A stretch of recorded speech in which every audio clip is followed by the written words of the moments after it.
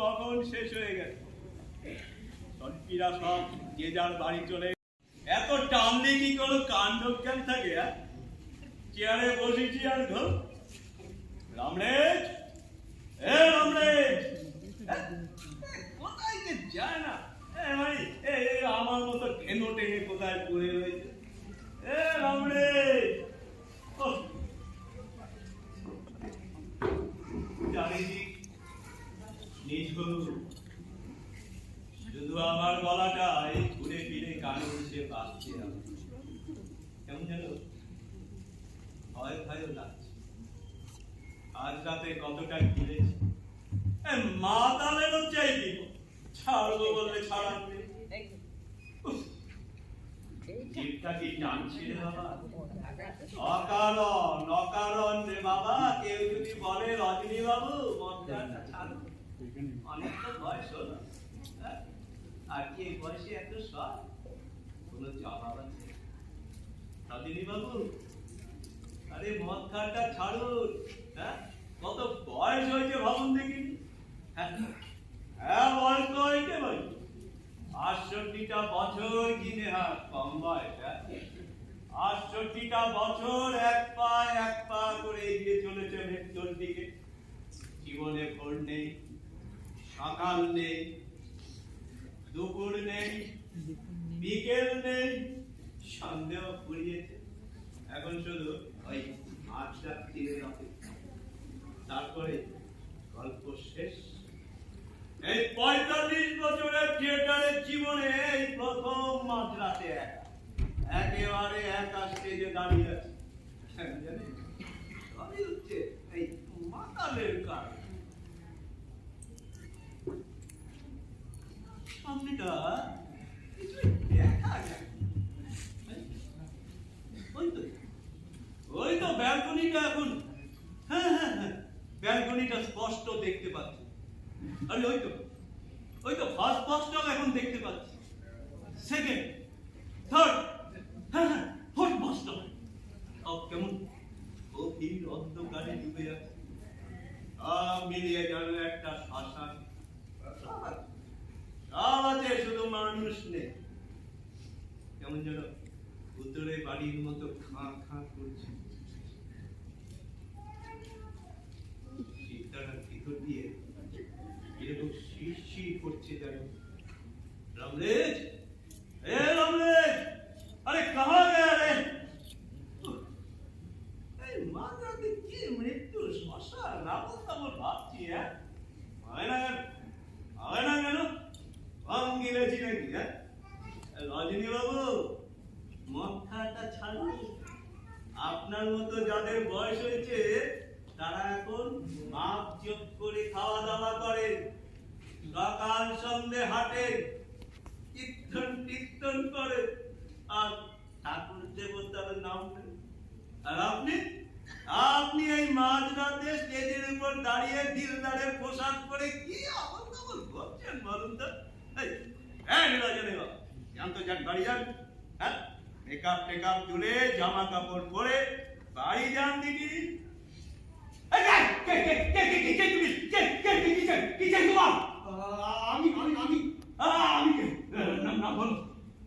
আমি কালী মশাই, আমি কালীনা, আপনাদের প্রমটা কালীনা। তুমি কালীনা?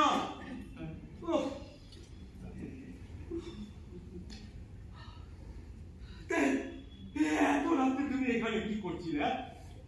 আমি রোজ লুকিয়ে লুকিয়ে এই দিন রুমে ঘুমে যাবেন যে মশাই, কেউ জানে না। আপনি বামন মানুষ, তাই নিচে কথা বলবো না। আপনার ভাই বলি এই কথাটা মালিকের কাছে তুলবেন না, দয়া করে জানুন যে মশাই, তুলবেন না। আমার কেউ নেই, আমি একা জানুন যে মশাই, আমার কোনো শোয়ার জায়গা নেই। নাটকের শেষে আমি এই দিন রুমে ঘুমোই। এই কথাটা মালিক জানলে একেবারে বেগুনে মারা পড়বো। তাহলে না বলবো না। কালীনা কি জানো, কেউ নেই তো, অডিটোরিয়াম ফাঁকা, স্টেজ ফাঁকা, জিম রুম ফাঁকা, তো অন্ধকার। তার মধ্যে তুমি এইভাবে এসে দাঁড়িয়েছো, অত বয়স হয়েছে। আমি না ভয় পেয়ে গেছিলাম। কাউকে বলছো তুমি তুমি জিন্নুবি ঘুমাবে, কেমন? আমি কাউকে বলবো না, হ্যাঁ, কাউকে বলবো না। জানো কালিনা, আজকে সন্ধ্যের সাথে কি হয়েছে? আজকে সন্ধ্যের সাথে না আমি 7টা ক্ল্যাপ পেয়েছি। তোমার তো স্পষ্ট শুনেছি, মাইরি এই না বলে অ্যাক্টিং। এই যেন একবার এই সামনের রো থেকে বলে উঠলো, দেখেছ রাজনী চাটুর্যে মরা হাতির সোয়ালা। আপনি এখনো কিরকম ভালো আছে আমাকে বলো? আসলে কি জানো কালিনা, এই যতক্ষণ স্টেজের উপর দাঁড়িয়ে আছি না, ততক্ষণ কত, তারপর সবাই যে যার বাড়ি চলে যায়। তখন কি কেউ এই বুড়ো মাতালটা খোঁজ করে? বলে, উঠুন রজনী বাবু, উঠুন, বাড়ি যাবে? কেউ বলে বাড়ি চলুন, আমি আপনাকে বাড়ি পৌঁছে দেবো। কেন? বাড়ি কেন? বাড়ি কোথায়? সেটি আপনার মনে পড়ছে না আপনার বাড়ি কোথায়? হ্যাঁ হ্যাঁ, তা পড়ছে বই, কিন্তু কি হবে কালীনাথ বাড়ি গিয়ে? আমাকে বাড়িতে একদম ভালো লাগে না। আমার তো আপনজন কেউ নেই, বৌদি ছেলে নেই, সঙ্গী সাথী নেই, কেউ কোথাও নেই। আমি একেবারে একা, একেবারে নিঃসঙ্গ। আদর করে একটা কথা বলে এমন কেউ আছে আমার? মরবার সময় মুখে 2 ফোঁটা জল দেয়, এমন কেউ নেই। জানো কালিনা, যখন এই কথাগুলো আমি ভাবি না, আমার বুকের ভেতরটা না কেমন হয়ে আসে। কিন্তু পাবলিক তো আপনাকে ভালোবাসে কেন যে মশাই? পাবলিক এই মাঝরাতে থিয়েটার দেখে কেটে ঘুম লাগছে। আপনার মতো লোকে এত দুঃখজনক যে মশাই?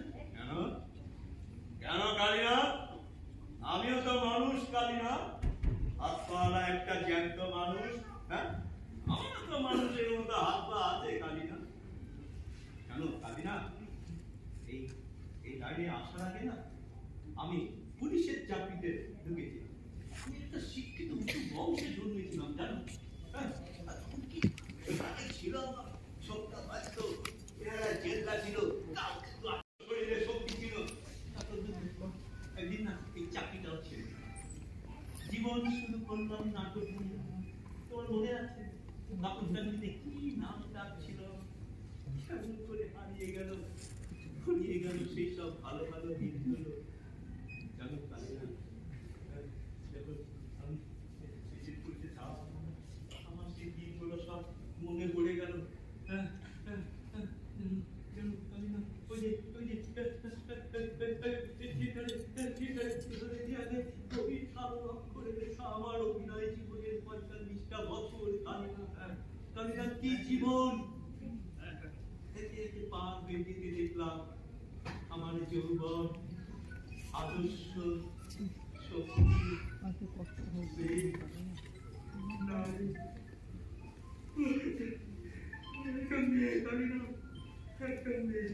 ঘুম পাচ্ছে?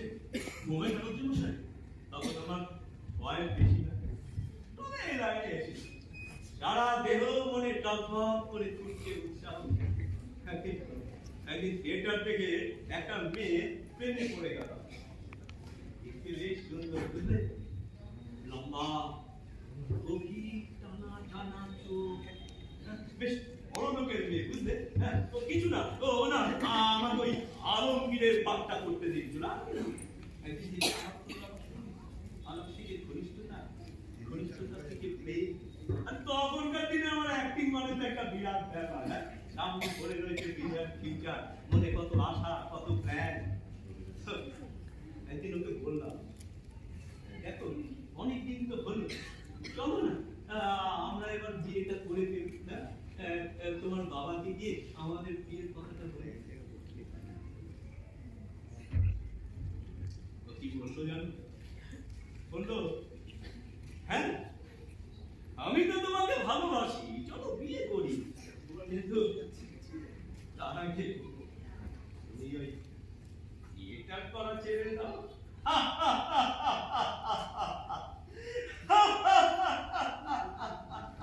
থিয়েটার করা ছেড়ে দেবো কেন কালিনা? ও যে বড় লোকের সুন্দরী মেয়ে, ওই থিয়েটারের লোকের সঙ্গে জীবনভর প্রেম করতে পারে, কিন্তু বিয়ে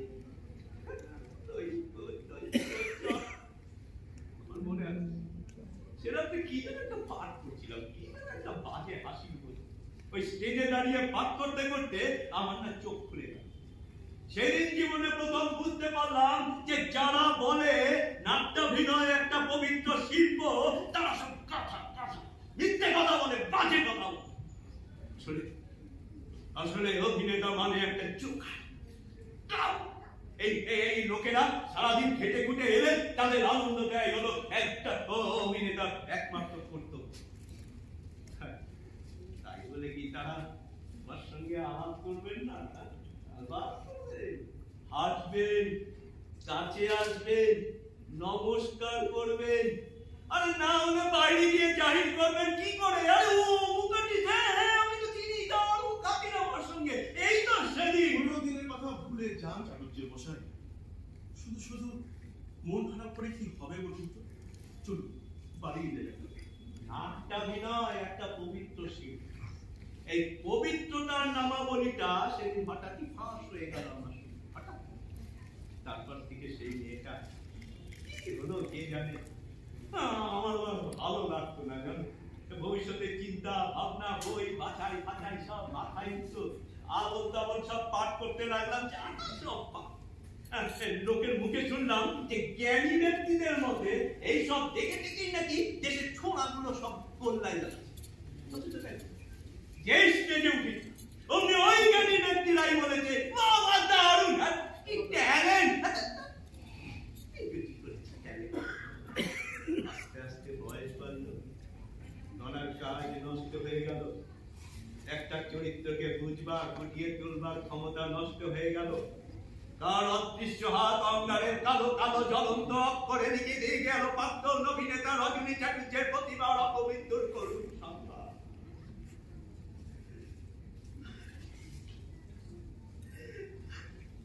পেছনে তাকিয়ে দেখি অন্ধকারে দাঁড়িয়ে চুপ করে আমার দিকে চেয়ে আছে আমার জীবনের ৬৮টা বছর কালিনা।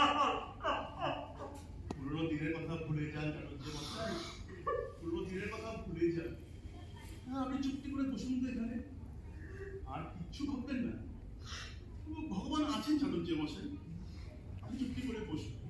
আর অদৃশ্য তো মানেন আপনি। আমরেজ, এ আমরেজ। অথচ সেই সব দিনে কিনা পারতাম কালিনা। তোমার মনে আছে সেই সব দিনের কথা? কালিনা শোনো তো বলি, কালিনা ওই বিজিয়ার নাটকে বক্তিয়ারের সিনটা তোমার মনে আছে? হ্যাঁ, আমি তো সেই ওই যুবক বয়সে পড়েছিলাম, কিন্তু আমার মনে আছে নাকি? হ্যাঁ, একটু চমকে নি।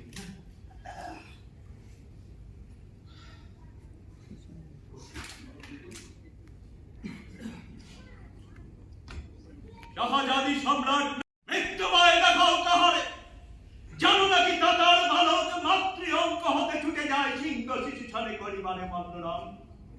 শান্ত ছুরিকা ক্ষুদ্র ক্রিয়ানক না, জীবনের ভয় দেখাও সম্রাজ্ঞী, ভক্তিয়ার মরিতে প্রস্তুত সদা। একটা খারাপ হচ্ছে না বলো? হ্যাঁ, একটা খারাপ হচ্ছে না? কালিনা, কালিনা, এই পুরোনো দিনের নাটকের যে কোনো একটা জায়গা, যে কোনো একটা জায়গা মনে করো না। আচ্ছা আচ্ছা, ওই যে গিররাজ শাহজাহান নাটকে অরঙ্গজেব আর মুহাম্মদের সিনটা, হ্যাঁ, তুমি তো প্রম করতে, তোমার মনে আছে? দেখি না মনে আছে নাকি? হ্যাঁ, ওই যা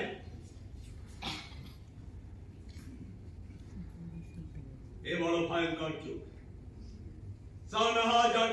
সিংহ।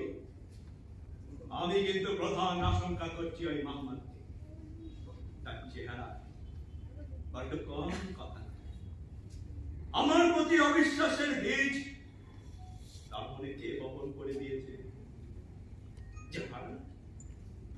হ্যাঁ, এই যে মোহাম্মদ, কামান, কুইক, মোহাম্মদের ক্যাচটা দাও, মোহাম্মদের ক্যাচটা। পিতা, আমায় ডেকেছিলেন? হ্যাঁ, আমি কাল রাজধানীতে ফিরে যাচ্ছি, তুমি সোজা অনুসরণ করবে, আর বীর যমুনাকে আমি তোমার সাহায্যে রেখে গেলাম। যে আর কি পিতা। আচ্ছা যাও, দাঁড়িয়ে রইলে যে এই বিষয়ে কিছু বলবার আছে? না পিতা, আপনার আজ্ঞায় যথেষ্ট। তবে আমার একটা আর্জি আছে পিতা। বলো, চুপ করে বলো পুত্র। কথাটা অনেকদিন থেকে মনে করছি আপনাকে বলবো, কিন্তু এই সংশয় আর বক্ষে চেপে রাখতে পারি না। বোধগত মার্জনা করবে? বলো। আচ্ছা পিতা, সম্রাট শাহজাহান কি বন্দী? না, কে বলে? তবে তাকে প্রাসাদে রুদ্ধ করে রাখা হয়েছে কেন? এর প্রয়োজন হয়েছে। আর ছোট দাদা, ওরা? তাকে এই রূপে বন্দী করে রাখা কি প্রয়োজন? হ্যাঁ। আর আপনার এই সিংহাসনে বসা পিতামহ বর্তমানে? হ্যাঁ পুত্র। পিতা! পুত্র! রাজনীতি বলপুর। এই বয়সে তুমি তা বুঝবে না, সে চেষ্টাও করো। পিতা, ছলে বলে সরল ধাতাকে বন্দী করা, স্নেহময় পিতাকে সিংহাসনচ্যুত করা, আর আপনার ধর্মের নামে এসে এই সিংহাসনে বসা, এই নাম যদি রাজনীতি হয় তবে সেই রাজনীতি আমার জন্য নয়। মোহাম্মদ, মোহাম্মদ, পুরোনো দিনে যে নাটকগুলো করেছি সেগুলো এখন দাঁড়িয়ে বলতে বলতে শুনতে শুনতে কেমন করে না? কালিয়া, আরে আমার নাম মুখ এসে গেছে। এই পুরোনো দিনের নাটকের যে কোনো একটা জায়গা পাবো তো? হ্যাঁ, পাবো তো? আচ্ছা কালিনা, হ্যাঁ, এই শাহজাহান নাটকে অরঙ্গজেবের সেই ভয়ঙ্কর দৃশ্যটা, যখন অরঙ্গজেব সবাইকে খুন করে সিংহাসন পেয়েছে, তখন একদিন মাঝ রাতে অরঙ্গজেব একা। কে না? আমি? এর বিশ্বাস?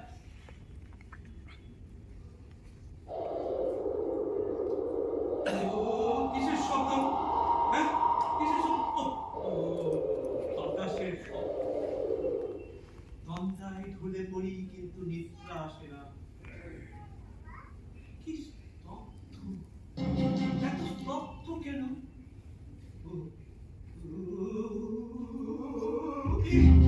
তারা সেই জীর্ণ জীব, সুজার রক্তাক্ত দেহ, গোড়াদের ভাবন্ত, ওই তারা আমায় নিয়ে যাচ্ছে। কে তোমরা?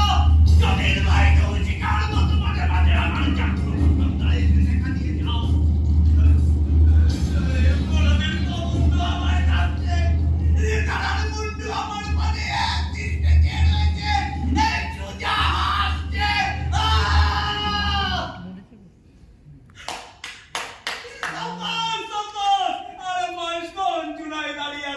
কোথায় গেল ৬৮টা বছরের সুখ? আমার প্রতিভা এখনো মরেনি কালিনা। আমার অ্যাক্টিং তোমার ভালো লেগেছে, ভালো লেগেছে না?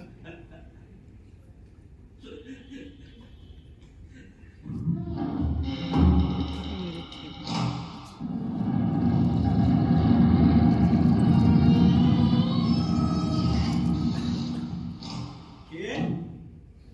নিশ্চয়ই রাম রয়েছে। আপনার প্রতিভা এখনো মরেনি কেন যে মশাই? ঠিক ১৫ দিন হলো আছেন আপনি, ১৫ দিনের মতোই। আরে সিধে স্টেজ पर चले आओ। আরে বয়স বেড়েছে তো কি হয়েছে কান্না? আরে এটাই তো জীবনের নিয়ম। দেখি তুমি কাঁদছো কান্না, তোমার চোখে জল কেন বলো তো? আরে দূর কাঁদে নাকি? আরে এসো এসো এসো এসো এসো। বলো কালিনা, শিল্পকে যে মানুষ ভালোবেসেছে না, তার মধ্যে একাকিত্ব নেই, বার্ধক্য নেই। হ্যাঁ, আমাদের দিন ফুরিয়ে হায় রে প্রতিভা, কোথায় কেন বলো তো আমার প্রতিভা?